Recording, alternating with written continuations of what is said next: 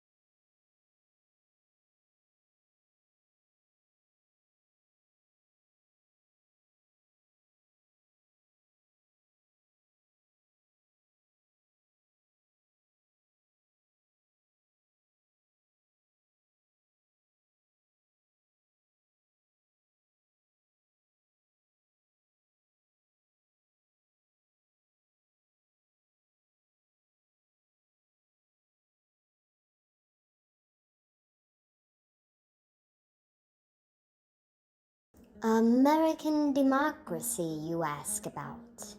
Let us look to its past. Is it an ancient truth revealed again and again by the wisdom of the ages? It appears that is not the case. The cards show a human experiment, an endeavor driven by the foolhardy, its results still soft and changing. The present moment, yes, many find it difficult. There is the sentiment that things have shifted, destabilization. This destabilization is good if things are to change, no? Yet sadness prevails. When a tyrant is deposed, many cry. The unknown is so frightful, we imagine it to be worse than the horrors of the past. But that is not always the case. The struggle continues into the future, yes, perseverance. There is no other advice but to continue. It is a law of nature that things must go on. Yet, il Djali, the wild card here. La luna, the moon. Living in a fantasy world, losing one's direction, believing in that which does not exist.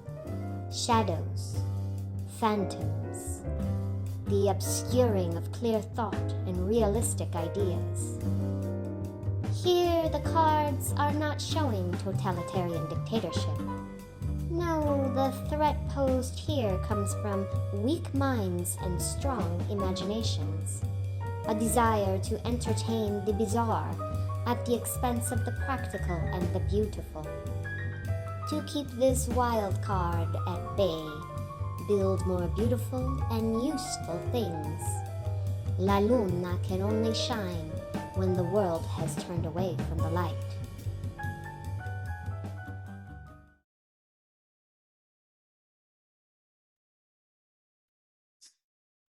Hello, welcome to Yes We Can's Meet 33, a very special meet where we are encountering the spirit of Leda Rafanelli. I want to welcome Andrea Salvi, our medium today. Andrea is a translator, a writer, and we are looking at her book right here called I Belong Only to Myself, The Life and Writings of Leda Rafanelli. Andrea is going to tell us a little bit about Leida, and then she's going to conjure the spirit to answer your political fears.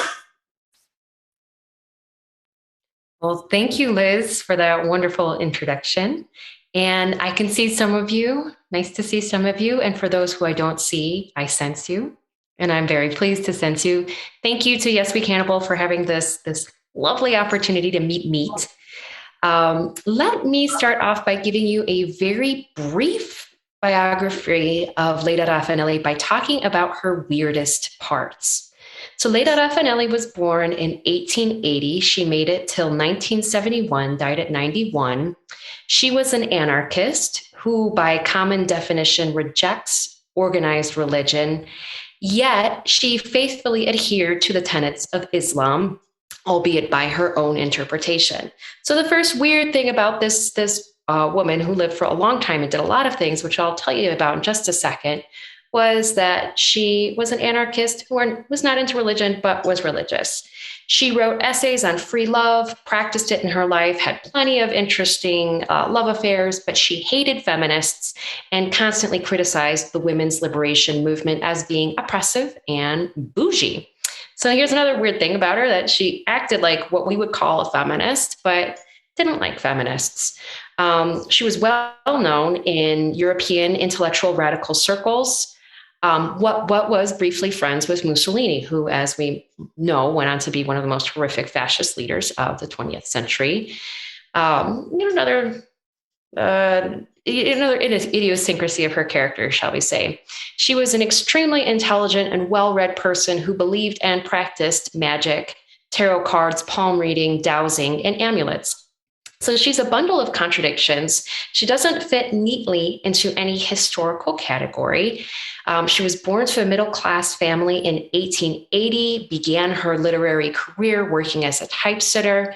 As at the typesetter, she converted to anarchism, somehow ended up in Egypt at the age of 18, became a Muslim there, came back to Italy, moved to Florence, became active and very well networked in radical circles for the next 40 years, wrote a ton of books, a ton of short stories, essays, ran publishing houses, and became very well known for her anarchist pulp. Anarchist pulp is basically fiction where you use your characters and the storylines to demonstrate political ideas rather than just talking about political ideas in an essay that can get a little heady or up in the other. Anarchist pulp is intended for everyday readers. Italy turned fascist in 1922 when Leida was kind of at the height of her literary career. She was running a really well-known radical publishing house in Milan and had at least 5 novels under her belt. From 1922 till about 1950, most of her work was written under pseudonyms. We've lost track of a lot of it, but even with what we have tracked, it's fair to say that she was one of the most prolific female writers of early 20th century Italy. And then around World War II, when she lost her partner of 30 years, broke up with him, in that kind of loss, and actually lost her son to death, that's when she left the political scene and spent the next 25, 30 years of her life as a mystic. So she made ends meet and made a reputation as, essentially a fortune teller using the various tools of the trade. So that is a very brief bio. I've left out a ton. Before I go on and talk more about this mysticism, this political anarchist who left that field and took everything that she learned and applied it to mysticism, does anybody have any questions or even just about basic biographical details that I'm sure I left out? Was she Mussolini's lover? I don't know. There's two people who know that. And one person was strung up outside of a gas station in 1945, and the other person took the precise answer to that question to her grave. So we don't know. There is an epistolary record for about a year and a half, 2 years. They saw each other, and he wrote a lot of letters to her in the meanwhile. Those have been preserved over time. We know he was really into her. Whether she responded, whether there was any sort of physicality, she burned her letters, but she kept his letters. So we don't really know. Some people say yes, some people say no. Honestly, he was kind of adult. Leida was, even with all the mysticism, with all the magic, she was extremely well-read, very intellectual. Honestly, I can't see her really being attracted or at least attracted for a long time to somebody who wasn't as familiar with some of the more interesting and discussed ideas of the day. Okay, well, let's go on. So that was a very brief biography of Leda Rafanelli. She died exactly 20 years ago in 1971. Since then, she is a female Italian writer in more of the radical circles. So as we know, a lot of females haven't really gotten the long end of the stick when it comes to historical documentation, biography. And anarchists in general, people in radical circles also tend to be a little poo-pooed by the institutions that be. So in the past 50 years since her death, there's only been 2 reprints of her work. And I just kind of want to show you. One is a book called L'Oasis, which means the oasis. She wrote this under a pen name, Etienne Gamelier, when Mussolini was at the height of his power. And it basically critiques imperialism, European involvement in North African countries. Another one that was never published during her lifetime, but was put together about 10 years ago is called Memoirs of a Fortune Teller. She wrote it and never published it. The people in the archives found it, published it, and it's actually been commissioned for translation by Contagion Press. So maybe it will come out in the next year or so. There's also been sort of a resurgence in an interest in anarchists among graphic novelists. So there's this really cool book that came out from Coconino Press that documents her life in drawing and in conversation.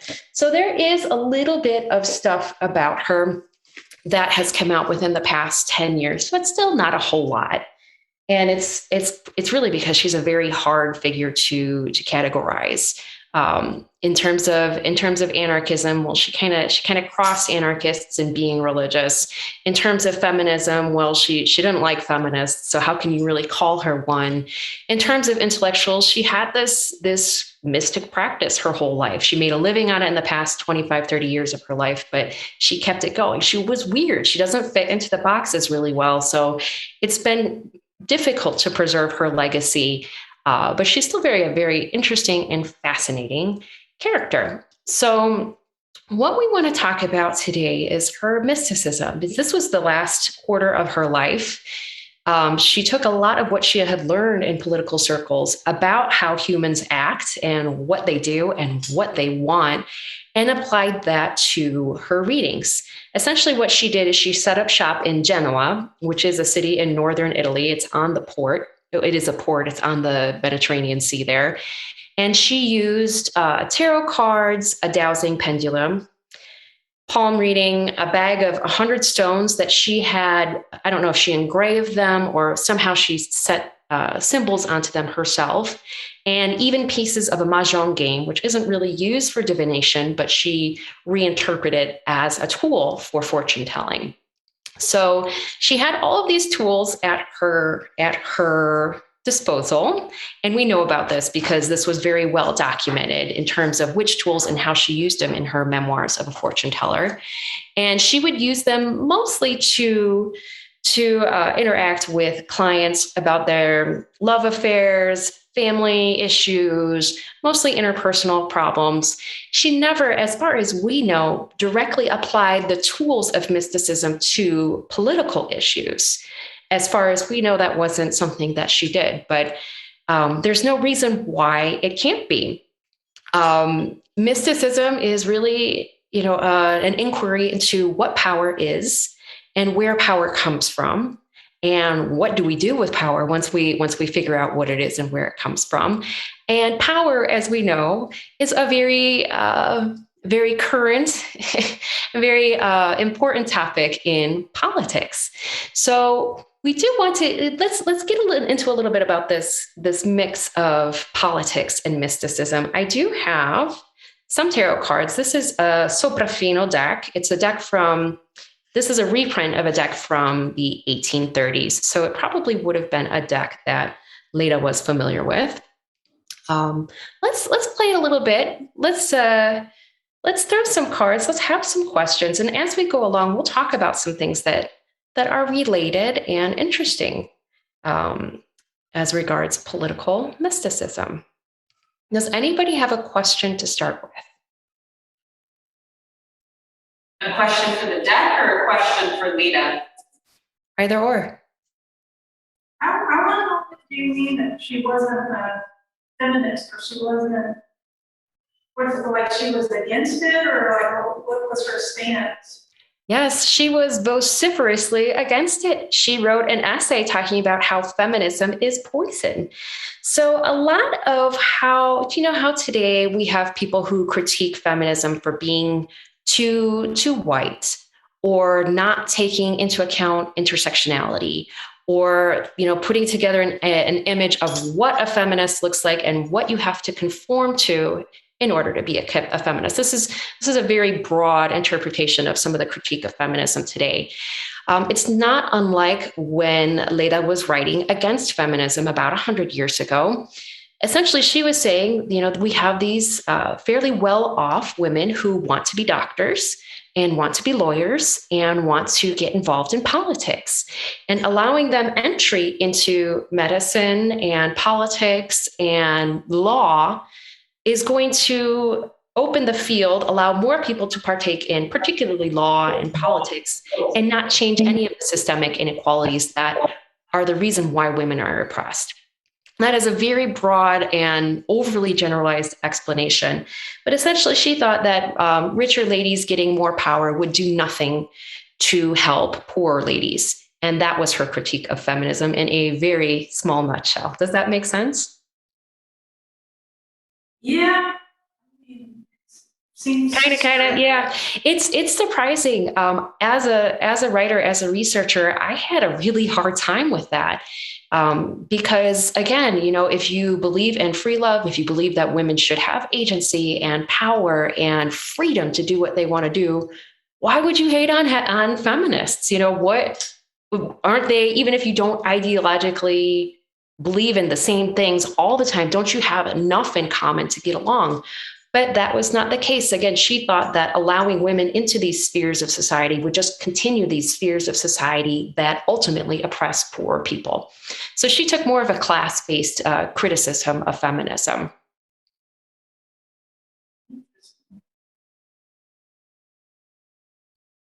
Any other questions about Leida, or any questions, anxieties, fears you have about politics that we can ask the cards about? Anyone have any questions about tarot cards? Have you used tarot cards? Do you have any ideas, or do you know anybody who does? Is there a reason why you don't, or why you wouldn't? I like tarot cards, and I've never even thought about using them remotely and connecting with politics. So this is very interesting. Well, it is, but you think about today. A lot of political belief has almost become ideological. A lot of how we look at the world has a lot to do with how we process what's going on politically around us. So it's becoming more and more a way of how we define ourselves, how we interact with the world, and how we question what's going on than maybe it did 50 years ago. Hard to quantify that. Supposedly Nancy Reagan was super into mysticism, and Ronald, supposedly, I don't know if there's truth with it. It is true. It is true. Yeah, so Ronald Reagan had an assassination attempt. And after that, Nancy Reagan, the first lady at the time, consulted with an astrologer anytime he had any sort of public appearance. So she would consult with the official White House astrologer once a week as regards when would be the best time for him to go out into public, take a trip across the ocean, this or that. And essentially, Nancy, with the advice of this astrologer, built Ronald Reagan's schedule around what the stars supposedly said. Did Leda read for any of the political folks in her circle? Do you know? Absolutely.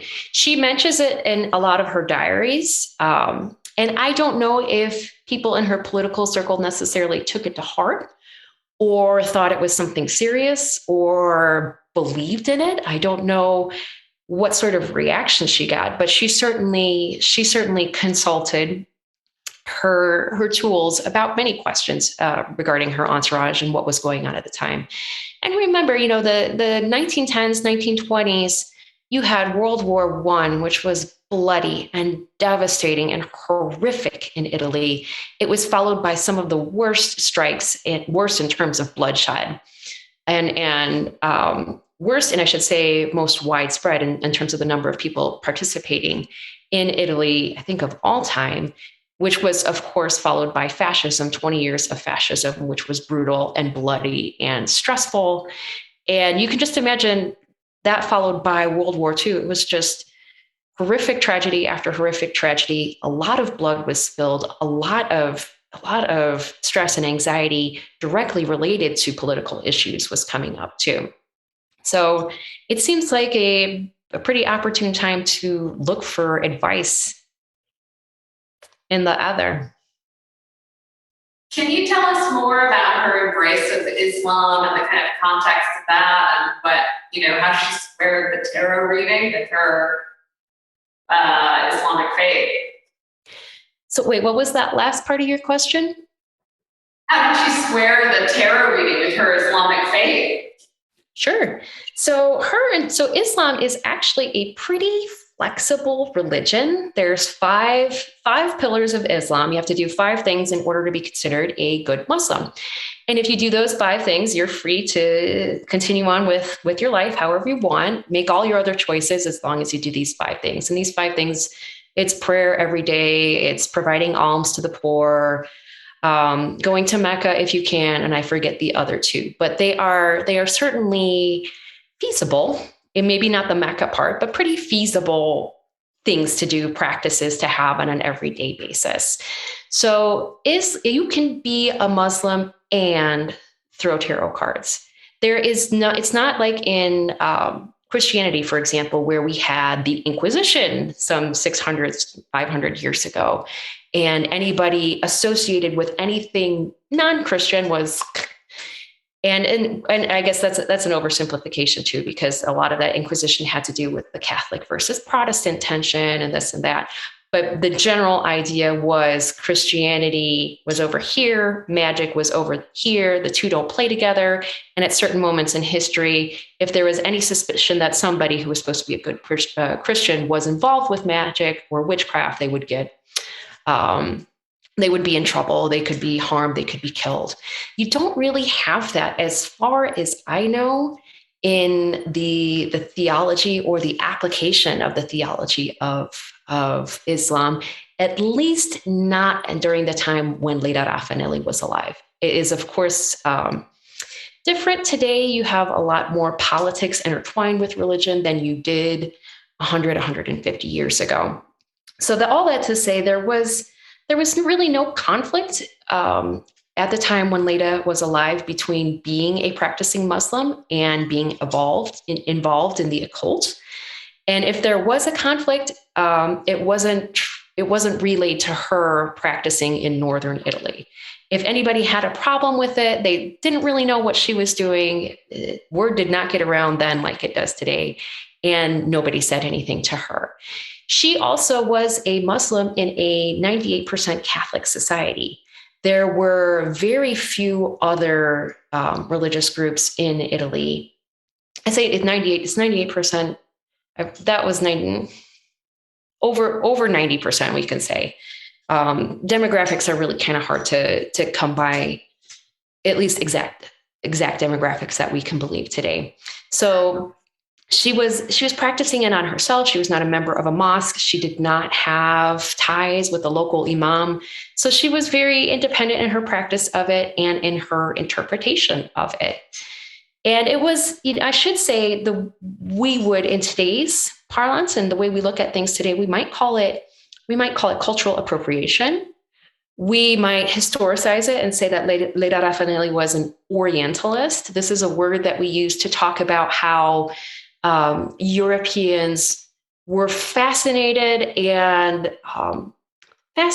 tried to understand and in their own way interpret elements of cultures from North Africa, the Middle East, and pretty much all of Asia from about the early 1900s until post World War II. So for about that half a century, there was this thing called Orientalism, which is a word we use to talk about how people tried, and often erroneously, and often in a way that we would call it racist today, but wasn't racist in the social milieu back then.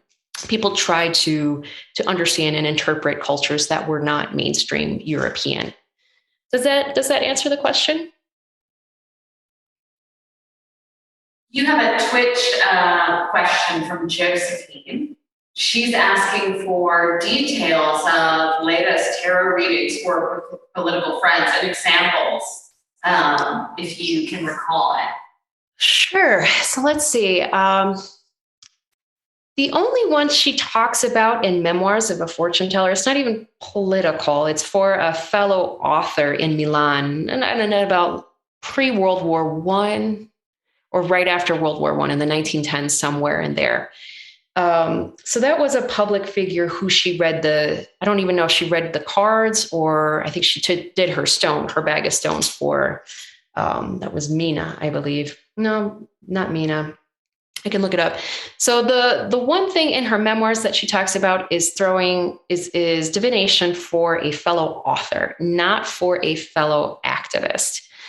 One thing I should mention is that historically, today, I don't really know, but there is this general consensus that tarot cards, divination, palm reading is kind of a female sport, so to speak. It's done mostly by women for an audience that is very female. That tends to be, if you look at tarot readers online, of course, there are men, there are men seeking advice, but particularly in a more old school country like Italy, you do see more of a gender division in terms of who practices these kinds of things and who seeks them out. There are no figures or statistics that I am aware of that I could reference. And I think there should be, because that would be really interesting to look at. All that to say, in Leida's Memoirs of a Fortune Teller, the vast majority of her clients are female. In Leida's intellectual radical circles of the 1910s, the vast majority of her peers were male. So I don't know, again, she does mention in her journals and things that aren't published that she did talk to this person, drew a card for them or told them that this is what the stars told for them at a certain point. But it didn't seem to be something that was heavily entertained or sought out for among her political peers. It did happen, but we don't have a whole lot of information about anybody taking it to heart or asking for it again. Does that answer your question?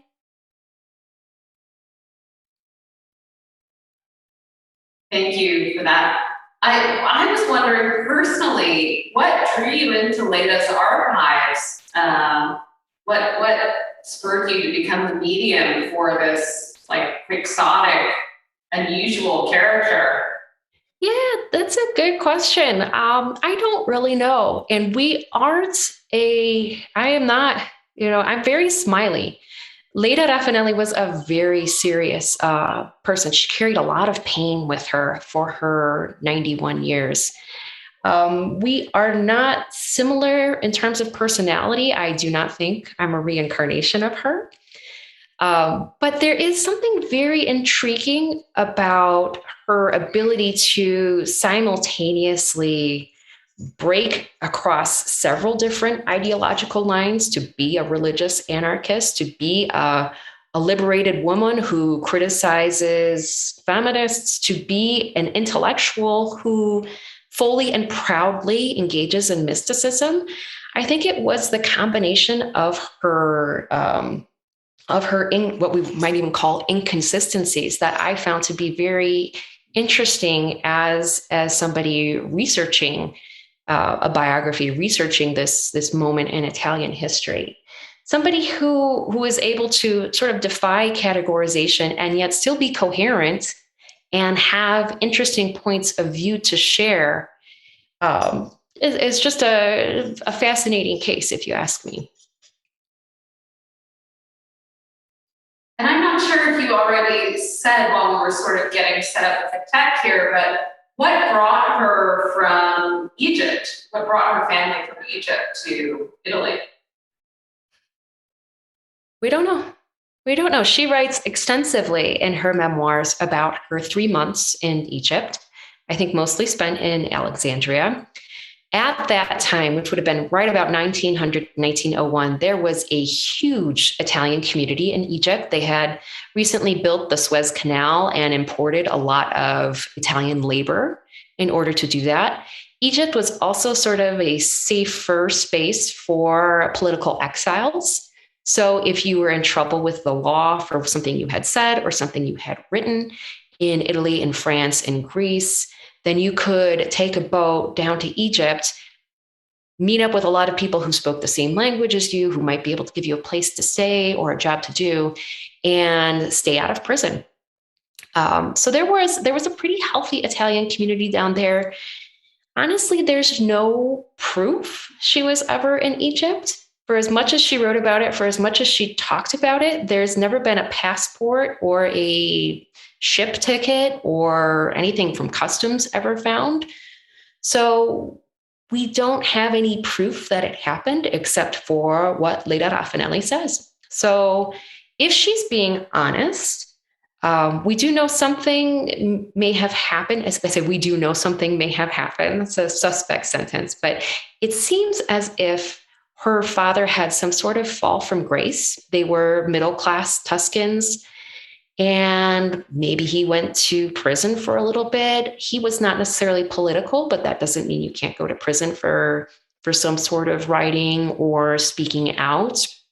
And just having a family member in prison, the family gets shaken up. The idea is to send the kids away so that they aren't necessarily facing the worst of the fallout, bring them back once everything calmed down. That's one theory of what might have led up to it. But we don't really know. We don't know if it ever happened. And if it did happen, we don't really know why.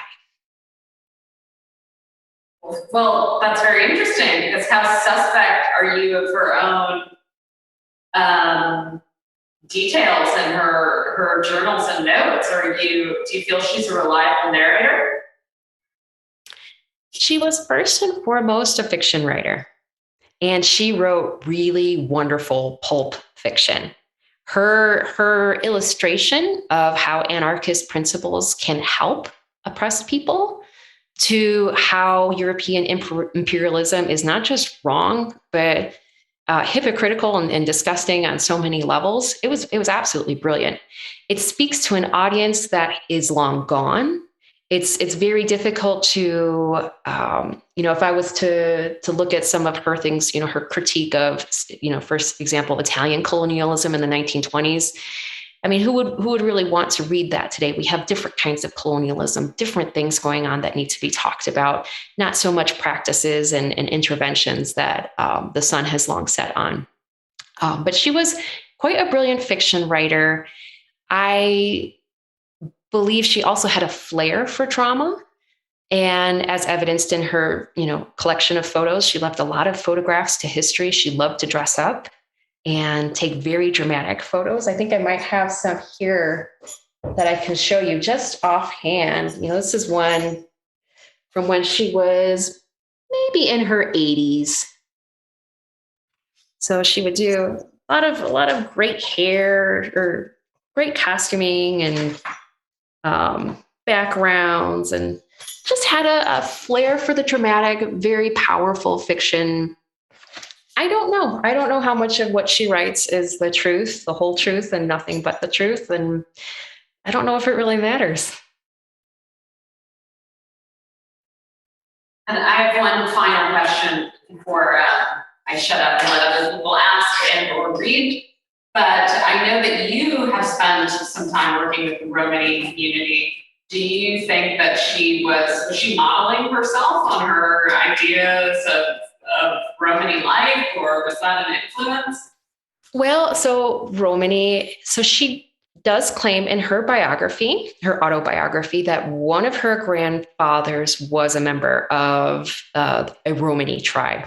Which grandfather and which tribe, I don't know. Is it true? I don't know. But she does make that claim that she does have Romani, she has at least some level of Romani ethnicity. Again, today we talk about cultural appropriation a lot. We didn't really have that term, or I should say that term cultural appropriation didn't mean what it means today 100 years ago. So the idea that somebody who maybe was fully Southern European could nevertheless take on the dress, or what they perceive to be the dress, of somebody from North Africa. Today we would say, oh, that's not kosher. There's a power imbalance between those cultures, and you going in there and dressing like that kind of just showcases your ignorance more than anything else. 100 years ago, what Leda Rafanelli was doing was actually a little more radical than that. She was trying to take the symbols of the oppressed, the symbols of people who are considered to be lower on the social totem pole, and turn them into part of her presentation and who she was in society. So again, the Romani people in Europe were, I don't know, there's been a lot of romanticization over the past 200 and 300 years of them. Was Leida a part of that? Most likely. Was it the same kind of cultural appropriation as what we're talking about today? I would say no, but that's definitely debatable. So it's not like, my grandmother was a Cherokee princess kind of thing. Well, I mean, later in her life, she did make the claim that one of her grandparents was Romani, Tunisian Romani to be precise. So maybe.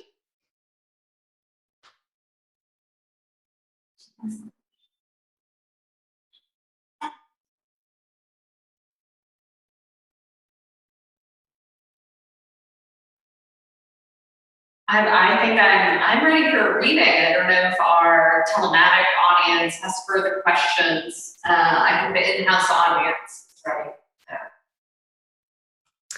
Okay, well, sometimes we need a little time to think of our questions too, and that's totally legit. I will talk a little bit about what I'm going to do. So I have 22 cards here. A full tarot deck is usually about 70, 76. It's a pretty big deck. There in the deck, you have two things. You have a minor arcana and a major arcana. And they should probably, the minor and the major are misgiving. The minor arcana is the 56 cards, and the major arcana is the 22 cards. Actually, 78. I said 76. I meant 78 in a total tarot deck. I only work with the major arcana. That's 22 cards, simply because it makes my life easier. And I don't think we need 78 cards to answer a question, but other people have different interpretations.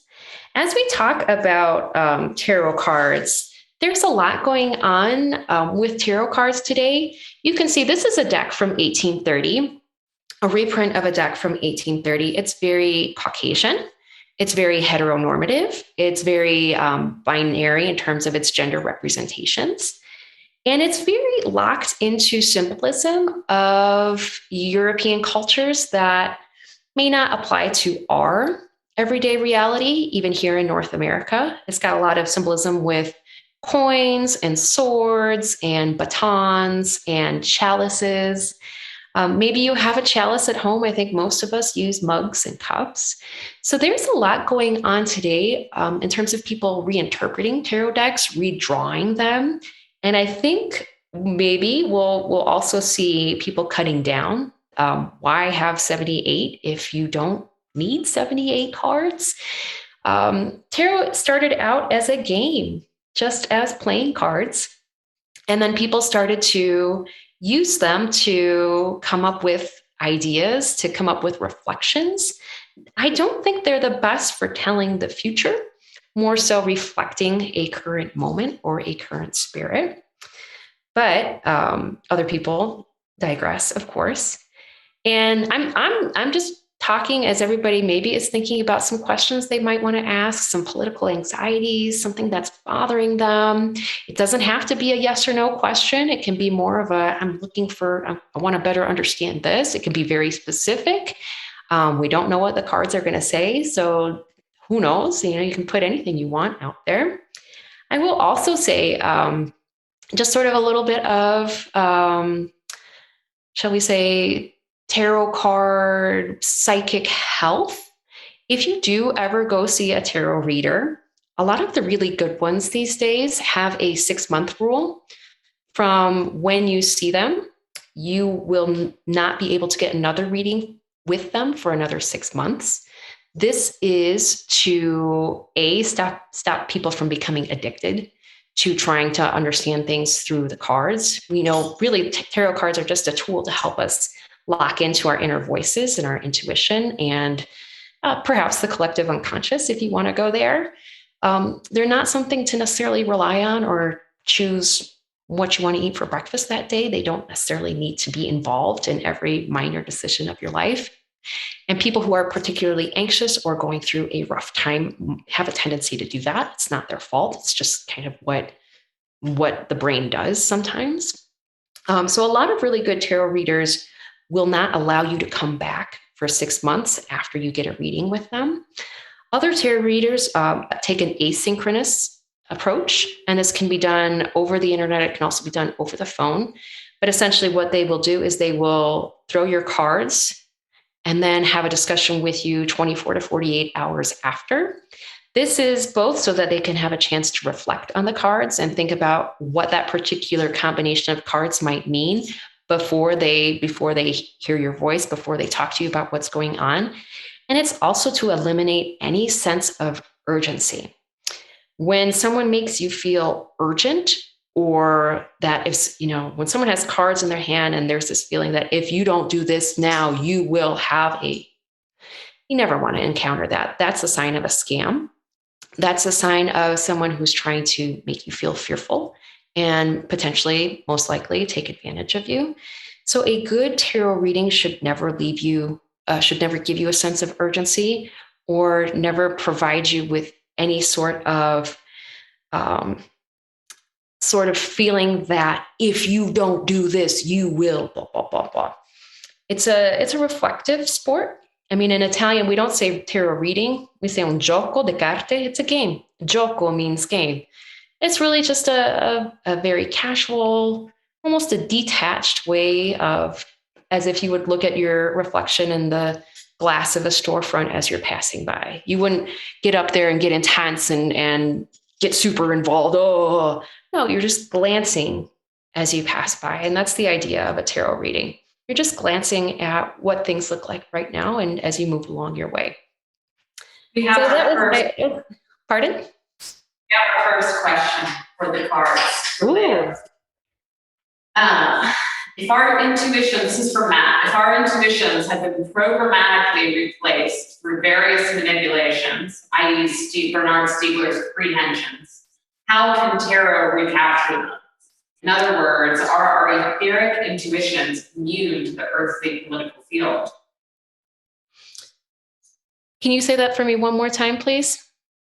Sure. Our intuitions are sort of illogical or unconscious or altered conscious intuitions immune to the earthly political field. And if kind of computational capitalism today is replacing them through sort of big data, algorithmic stating what we might do. What does that mean for our, can tarot help us recapture these intuitions? So I was thinking about that as I pulled La Peso, which is the Hanged Man. So a lot of, when we talk about intuition, sometimes it can be really hard to tell the difference between your intuition and the front of your brain, which likes to predict and anticipate. It can be very difficult also when we're wrapped up in something to tell the difference between an inner voice, an intuitive hunch, and our anxiety, what we fear may happen and what we really, really don't want to happen and what we get really wrapped up in. It's interesting that La Peso comes up because A Peso is a card of, it's a card of confusion. It's a card of today, this is what it is. Tomorrow, it's upside down. Your enemies may become your friends and vice versa. I think there's a lot going on today to simulate this sense of precariousness, the sense of almost helplessness. You know, a lot of the news cycle is, you know, biased. Everyone has their agenda, and there's nothing new about that. What's new is that we're exposed to this agenda pretty much anytime we look at our phones, which is maybe a little more than it should be. There is a need to bring our minds into debates, into broadcasts, into written material that has something to tell us, has something to convince us. It can be very stressful and it can be very demanding. And again, I look back at La Peso in the sense, if you see the image, we have somebody hanging upside down. We have somebody, there's nobody else in the card. There's a sense of loneliness. There's a sense of helplessness. Intuition is meant to counter that. We are solitary creatures. We seek out social connections. We have families. We have friends. These are very important to our health. But at the end of the day, nobody can see inside of our heads. At the end of the day, we have so many thoughts that go by, some remembered, some that just slip by. We have these universes going on inside of our minds, and it's incredible and it's beautiful, but it can also be very difficult to manage, particularly when there are very advanced technological tools, not necessarily meant to brainwash you, but certainly to manipulate your behavior. Software is designed to be user-friendly, sometimes to be addictive. The more we understand intelligence, the more we try to mimic it with artificial intelligence, the more we may be having effect on brains without understanding the true long-term consequences of it. As we put this AI and these sorts of tools into, or these sorts of techniques into tools that we're using on an everyday basis.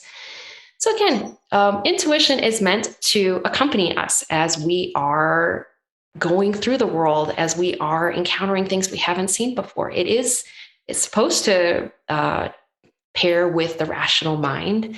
But what happens when anxiety, what happens when anxiety comes into the picture, what happens when the rational mind is overloaded?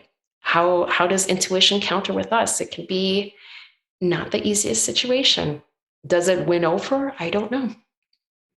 So that was an example of a stream of consciousness answer to your question while pulling a card. I should put out the disclaimer. Tarot cards are a game. They're for fun. They're to see what happens. They're not to stake an intellectual reputation on. And I hope that gave someone else the courage or the inspiration to ask another question. We have some newcomers to the gallery. So Andrea Asali is channeling spirit of Leda Rafanelli, who she wrote a biography, translation, some of her writing. So cool. And one of Leda's practices was to read tarot for her friends. So if you have questions for the cards, you can ask Andrea channeling Leda to pull out. Cool. Yeah. I have a question. I would like to know about the legacy of the plantation scene here in Baton Rouge. What can we expect in the future? How can we hasten the burning of the plantation unconscious? Hasten the burning of plantation consciousness. Is that the question? Yes. How do we hasten the burning of plantation consciousness? Let's see what we have here. Ooh. So this is Il Carro. This is Chariot. The idea behind Chariot is hard power. It has an opposing card in the major arcana. The opposing card is strength, which is usually symbolic of soft power, to give you an idea of what I mean by hard power here. So the idea of hard power is not a wait and see or stay firm and persevere. The idea behind hard power is you go out and you continually beat the drums.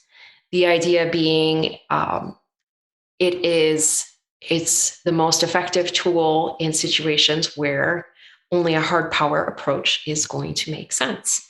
So this seems, I don't know a whole lot, just a little bit about plantation consciousness. I imagine it has to do with systemic racism. And if I was to interpret this, I would say that this is a clear indication that being very outspoken and very deliberate and not necessarily subtle and not necessarily seeking to influence rather than to dictate. It's a pretty clear indication that being outspoken is a decent tactic to use in this kind of situation. Does that give you an idea? Thank you. That's great. Sure. Are there other themes that folks want to hear Leida speak on? What? Has anyone mentioned COVID? No. Okay, COVID. Ooh, COVID. What about COVID? Are we interested in seeing what the cards have to say? Maybe the effects within the next year, or the outlook of its far near future. So here we have judgment. Il giudizio. So it's a very, almost a typical classical, neoclassical idea of somebody from the heavens blowing a horn, which we know we really have to be careful about doing during a pandemic. Judgment is a card of the time is coming for the accounts to be settled. The time is coming for the assessment to be made, for deliberations to end, for people to issue their judgment. I usually see it when it's time for, in a political context, it would make you think of elections. It might also make you think of political currents. People decide that they're going to cast their lot with this or that. This is not Leida and this is not the tarot cards. I think judgment, I always wish it would mean a third party, that it was time that people said, enough is of this or that. It's time to take the bull by our horns and declare that there's another option to the options we have today. But that is me personally. That's neither the cards nor Leida. Judgment is a time of, it's also considered to be a time of rebirth, a time when, now that the accounts are settled, now that deliberations have closed, now that the judgment has been passed, it's time to move on to a new phase. So COVID within the next year, a new phase, I think is likely, maybe, probable at the very least. A time of rebirth, a time of renewal, a time of, if not going on to a different cycle, starting back again at the beginning of the current cycle. So that's what I believe judgment would say about, or the tarot would say about COVID in the next year. Thank you. Sure. We have a telematic request here from Josephine. Are there flows, undercurrent, movements not captured by our typical news stream that are influencing the threat or survival of global warming? What are they? Ooh, interesting. So are there currents, flows, movements, essentially powerful actors and groups of them influencing what is happening in terms of the physicality or in terms of the politics? I don't know if it's really hard to separate the physicality and the politics of climate change. Let's see what the cards say. Here we have Il Matto. Il Matto, the Fool. It also happens to be the 0 card of the tarot deck.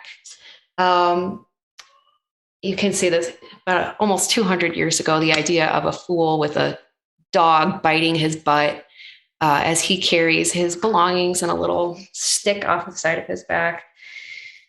The fool is not wise. The fool is foolhardy. The fool is innocent. The fool is immature. The fool is unexperienced.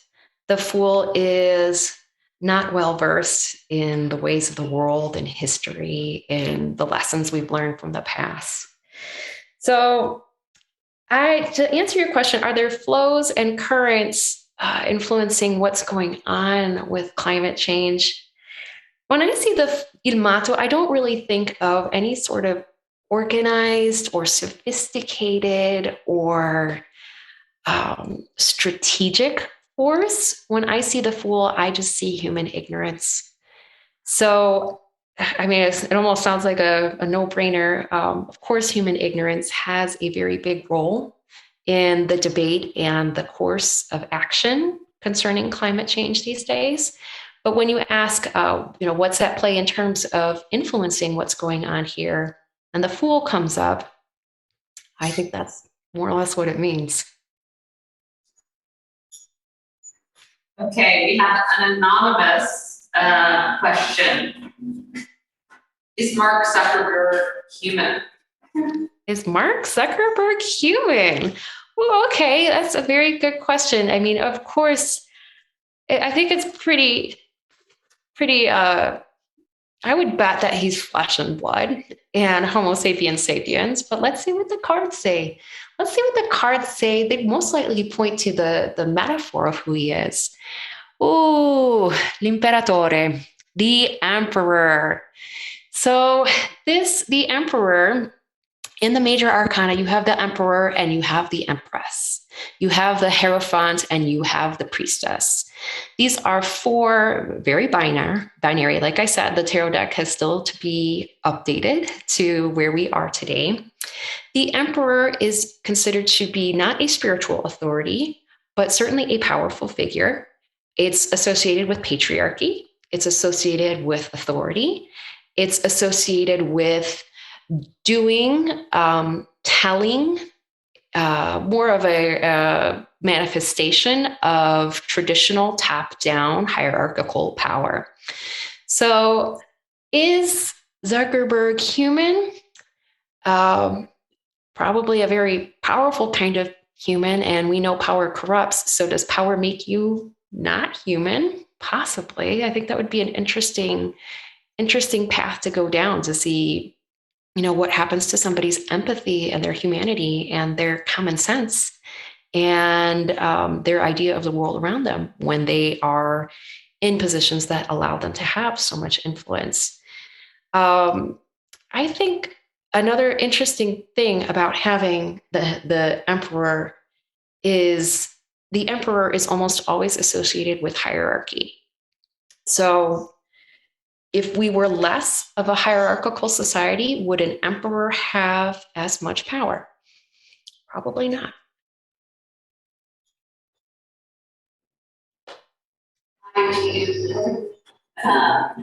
Andrea Solly's channeling spirit of Leda Rafanelli. So if you have any questions of a political nature, she will read the tarot cards in order to answer them. So you're welcome to ask.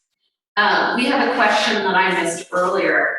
Are there forms of mystical, magical projections we can use against political manipulation? Pardon, can you repeat that? Are there forms of mystical or magical protections that we can use against political manipulation? Ooh, that's a question for the ages, right? Are there forms of mystical, magical protection that we can use to protect ourselves against political manipulation? So here we have Il Papa. So remember when I was telling you that the emperor and the empress are the worldly manifestations of Il Papa and the priest, the Hierophant, I should say, and the priestess. So Il Papa is more of a spiritual source of power, and I keep saying Papa, it's the Italian. The Hierophant also stands for institutions. Institutions, structures, networks of people, usually in a religious context, in the sense that they aren't necessarily people together to rule a land so much as keep a spirituality or a religious institution going. So if I was to interpret this in terms of spiritual protection against spiritual forms or mystical forms of protection, it would point towards community. Maybe it's not so much an amulet or a rock or a potion or a rat tail that you keep in your pocket that's going to keep you safe, so much as finding community and being a part of a structure that has a higher purpose, not a purpose of controlling people on earth so much as a purpose of maintaining some kind of higher purpose of maintaining a higher purpose. Sorry, that's the perils of stream of consciousness. You repeat the words. Purpose of maintaining a higher value or a higher moral or something above the dog fights that we see in modern politics sometimes.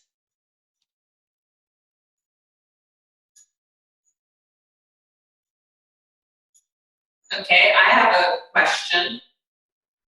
What can mutual aid do to protect themselves from corporate takeover?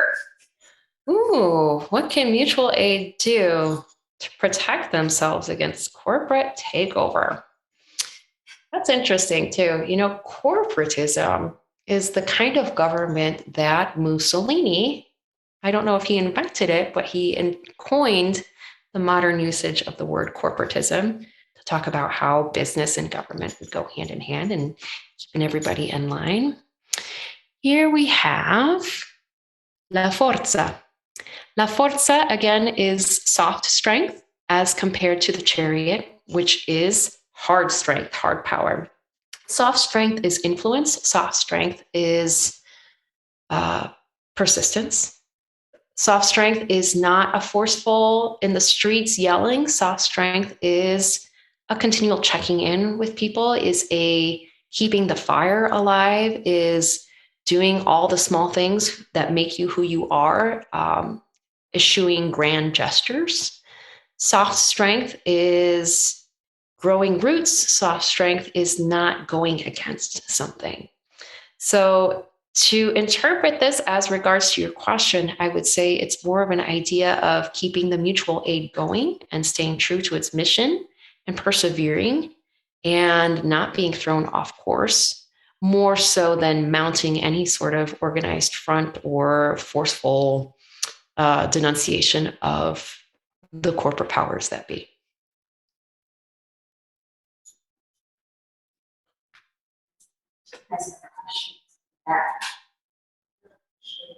Jean has a question. Can you hear her? Let me try. Can you hear me? Now I can, yeah. So I really care about the environment, but I've been finding myself feeling really just let down, and it's just really difficult to, keep it going, especially considering big corporations and politicians don't really care about the world. So can we expect a political shift in environmentalism? A political shift in environmentalism. A political shift, what would that look like? Or can you give me a couple more words to define? more dramatic change and actual support in putting responsibility on the companies that are causing issues with the environment as well. Accountability, practices that aren't just event-based, things that are ongoing, sustainability.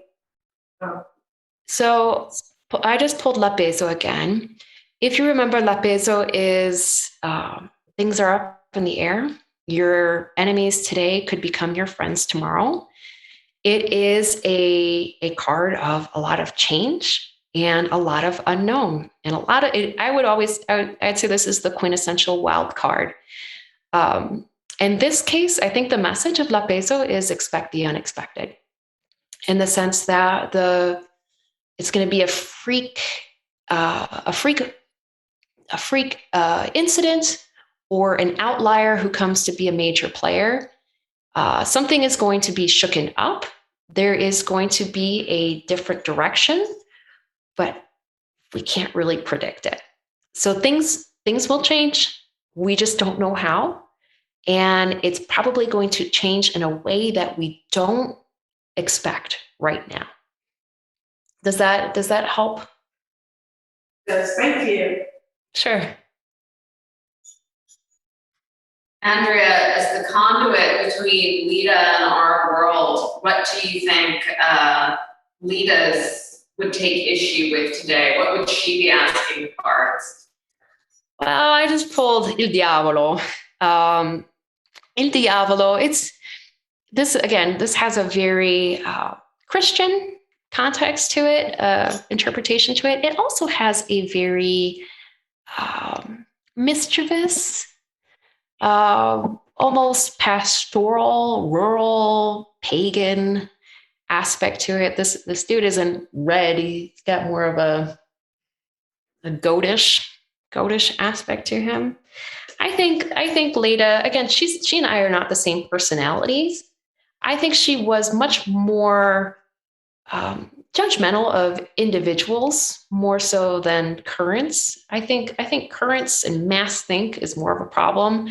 I believe Leda Rafanelli, from her writings, was more disappointed and took issue with individuals, corrupt individuals, individuals who, for whatever reason, garnered a lot of influence and a lot of power. Given her time and place, it makes sense.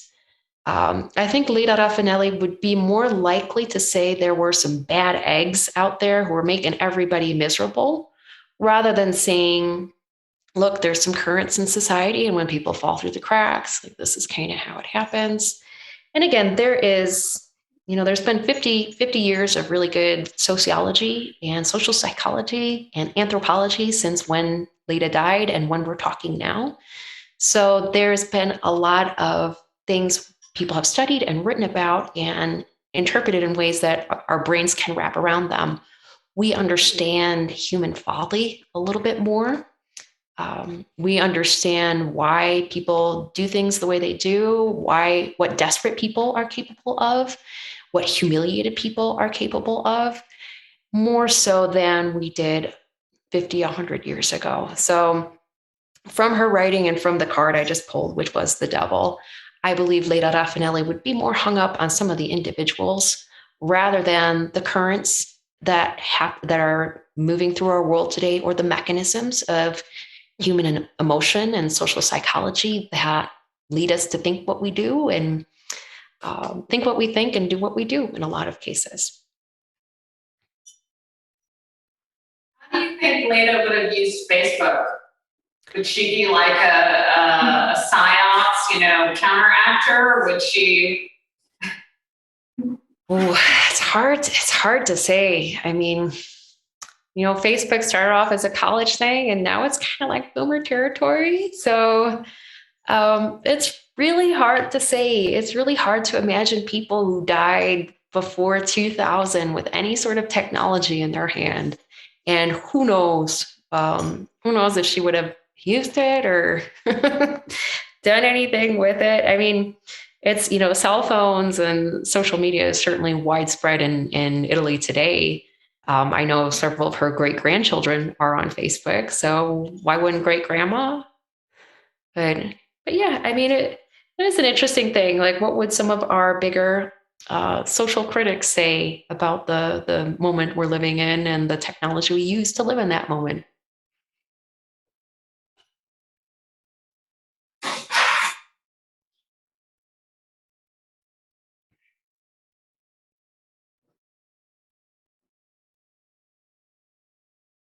Let's do one last one.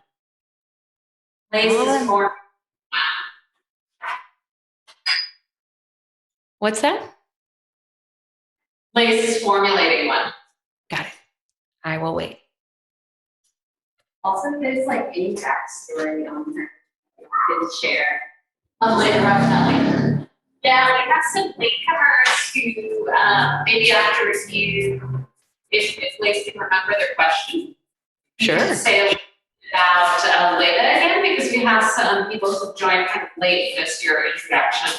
Oh, sure. Just a brief biography of Leda Rafanelli. She was an Italian anarchist and a very prolific writer and publisher who was very vocal and very productive from early 1900 until about World War II. After World War II, she quit the political realm and went into mysticism and spent the last 25, 30 years of her life working as a fortune teller. She was a very intellectual, extremely well-read, extremely well-spoken person who shifted her focus from trying to fix the political situation in the nation to helping individuals fix the problems in their lives.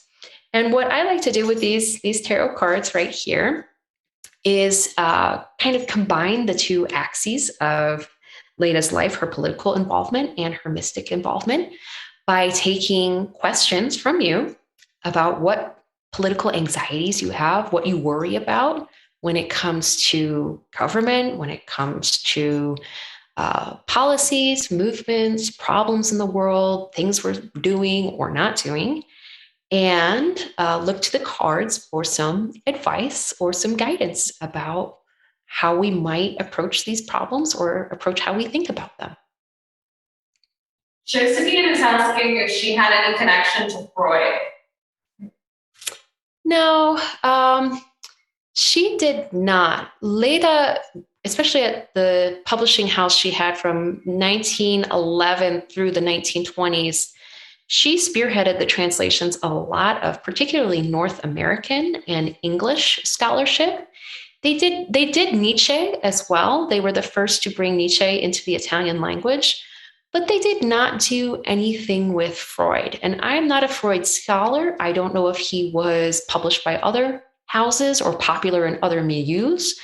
I do know that Freud has a smack of boughiness to him, and that might have been somewhat repellent to the anarchist crowd. But that is my guess, and it's not necessarily proven.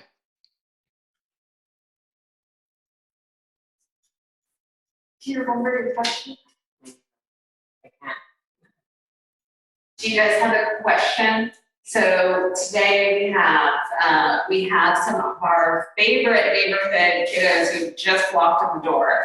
And today we wrote a book about a woman named Leda Rafanelli who read fortunes. And so the author is channeling the spirit of Leida and working through the tarot with Leida's spirit. So do you guys have any questions that you would like to ask of Leida that you can read your cards about? Yeah.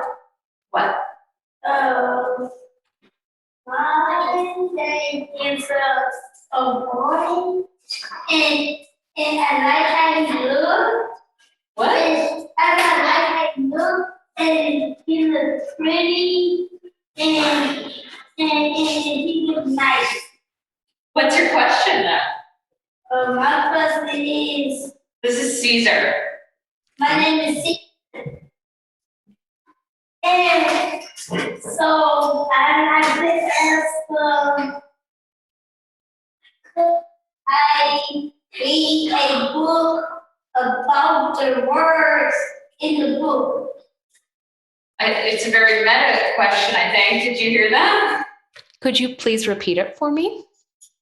Can you speak a little bit louder? If you can. I say I love to read the book with the words in it. Ooh, so you're talking about reading a book with the words in it. Let's see what sort of card. Oh, this is a beautiful card we have. This card, so when you're talking about reading a book with the words in it, we get the card of il mondo, which means the world. So when you read a book with words in it, it opens your mind up to the entire world and all the people in the world and all the people who came before us in the world. So I think it's a really good thing that you're reading books with words in them, because that allows you to open your mind so you can understand everything going in the world and ask questions and learn more and more about what's going on in the world. So I'm really happy you're reading that book with the words in it, because according to the cards, that's going to help you really understand and enjoy what's going on in this world.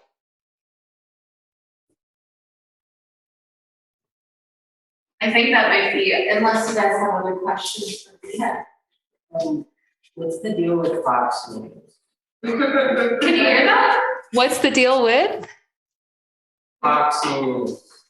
That's Lace asking, what's the deal with Fox News? With whom? Fox. News. That's news. That's Fox News. Yeah, that's News. Fox News. I am shuffling the cards. What is the deal with Fox News? I think I know who Fox News is. Let's see what card they get. Oh, Fox News. Rota della Fortuna, Wheel of Fortune. Wheel of Fortune, you might be up one day, you might be down one day, shooting from the hip. You don't really have a specific direction in life. You are just trying to make a splash. Wheel of Fortune is, we generally get the Wheel of Fortune card when we're talking about someone who doesn't have a very strong purpose or a very strong grounding in the world. They're just kind of up for whatever comes their way. As Fox News, of course, isn't a person. I would say the Wheel of Fortune as applied to Fox News would mean that they're kind of chasing after the sensationalism. They don't really have a firm or extremely complex agenda. Every news source has their agenda. That's how it's always been. But getting Wheel of Fortune doesn't make me think that Fox News is extremely well thought out. Nevertheless, luck can put you in positions of power and in positions of despair. So because Fox News doesn't seem to be, at least according to the cards, I'm certainly no expert, doesn't seem to be extremely rooted, extremely well built in terms of a sustainable organization. It's just kind of subject to the whims of fate. So it might be extremely popular one moment, and next moment, everyone's forgotten about it. Oh, thank you. Sure. I hope we get to forget about it. That would be fun. But we'll see. Yeah, I was wondering, because I know that this research is somewhat old for you, and I know that you kind of go through cycles with the popularity of this book. So I was wondering, given like the current world and political situation, what you're taking out of Leida 7 years after writing the book, Sure. What I have come to realize, and I don't know if we have other authors in the room, maybe what I'm saying will resonate, because when you have a book come out and you've spent a lot of time writing it and researching it, and maybe it's got something maybe a little special or original in it, or something that hasn't been in English before, you see this endless array of possibility. And then as you do readings and as you do public events or have people review the book, sometimes things that seem really brilliant and fascinating and intriguing, just don't get a whole lot of headspace as other people are going through their lives and dealing with the current events. Leda Rafanelli is history. History is an interesting market in the literary world. There's some very dedicated readers, and then there's some people who would just rather have the cliff notes on it, just rather read the reviews. One thing that I find extremely intriguing about Leida's work is her political propaganda, her pulp fiction. It is a form of political propaganda, but it's a lot more sophisticated than a 30-second ad showing a rival on screen in the less than attractive photos and making accusations about them. Pulp fiction, radical pulp fiction, has to show principles in action.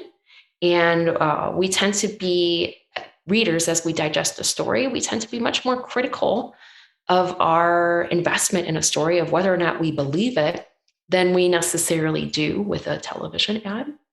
I think Leda Rafanelli's output in terms of what she was writing for the masses is very interesting in comparing to what kind of propaganda we feed to the masses today about politics. And I'm not sure where that is going to lead to, but it is something that 7 years after publishing a book on her, I find myself thinking about a lot. Do you think that she influenced your kind of embrace of the romance novel as a form? I know that you are sort of interested in that as a format. And yeah. Well, I mean, romance is pulp. It is 1/3, somewhere around 30 to 40% of the fiction market is romance books. It is very heavily a female market, not unlike the audience for a lot of mysticism as well. Leida Rafanelli was not a romance writer per se. There were certainly romance writers in the late 19th century and 20th century, early 20th century. There were a lot of them, and they were very popular. And they did, to some extent, influence Leida's work. What I find very interesting about romance writing these days is it's one of the most popular ways to reach people. And when you read a book, it's not like watching a TV show. You don't do it passively. You do it actively. You put your feet into the character's shoes. We often talk about fiction as being an empathy gym. We go through a book feeling what it must feel like to be another person, as long as we're turning the pages in that particular collection of paper.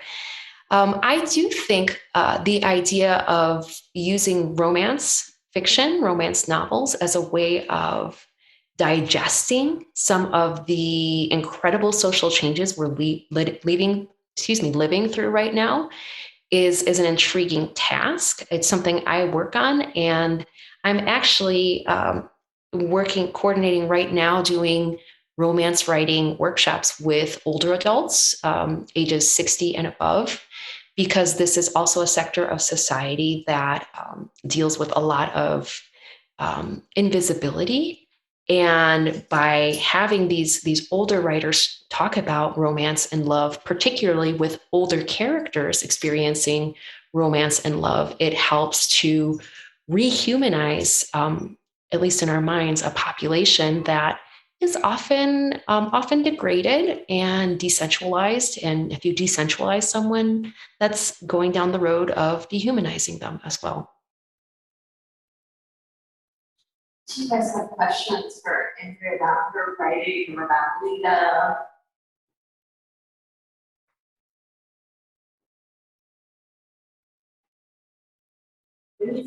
Anyone? Yeah.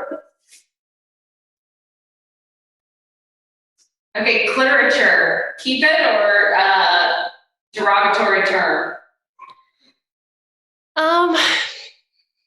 As long as that term gets people reading, I wouldn't really criticize it. I mean, the literary market is competing with everything online. We are used to getting a lot of our entertainment and our new ideas online. Certainly, there could be forms of fiction that also exist online, or both, but in each a foot in each realm. Just knowing how video has become such a very widespread media. And I think there's a lot of brilliance to video, and there's a lot, I enjoy it. But again, I think it is more of a passive way of absorbing information, whereas reading, the written word, requires more active involvement and can be a more immersive experience, and therefore an actual exercise in empathy and in trying out another human being's, albeit fictional, skin.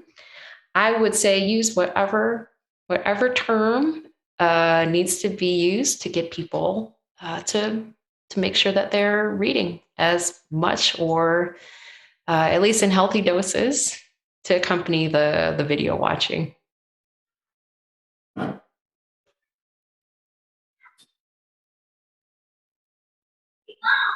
Questions? Well, maybe we should end with you telling us a little bit about what you're working on next, if you want, or maybe like to give us a parting word. Sure. I will say, so this was published in 2010. It's Memoria di una chiromante. That means memoirs of a fortune teller, memoirs of a palm reader. It was commissioned for translation by Contagion Press last year. Hopefully we'll see it come to light someday. So that would be something to look forward to if you are looking for a firsthand account of how Leida conducted her mysticism, of what kind of clients came her way, what kind of ethical practices she put into place, and what sort of readings happened. And I think I will end with a little bit of Leida's poetry. She wrote a poem called Djali, which is, I believe I translated the whole poem in my biography of Leida. And these are just her own words of how she described her role in life. And she said, "In life, I was like a juggler in the piazza who makes you think black is white, who switches the cards with a sleight of hand, who diverts the eyes of others when she doesn't want them to see, who can draw their attention in to a single point to produce the desired effect and elicit applause." So Liz, you asked me if I thought she was a reliable narrator, and I would say based on that paragraph, my answer would be maybe. Thank you so much, Andrea, for channeling Leida for us today. Thank you for telling us a little bit about her and her life. And thank you for reading, answering some of our political fears with your tarot reading. Oh, my pleasure. I hope you all had fun. Yeah, thank you. Looking forward to reading the new translation. And see you soon. Bye, everyone. Thank you.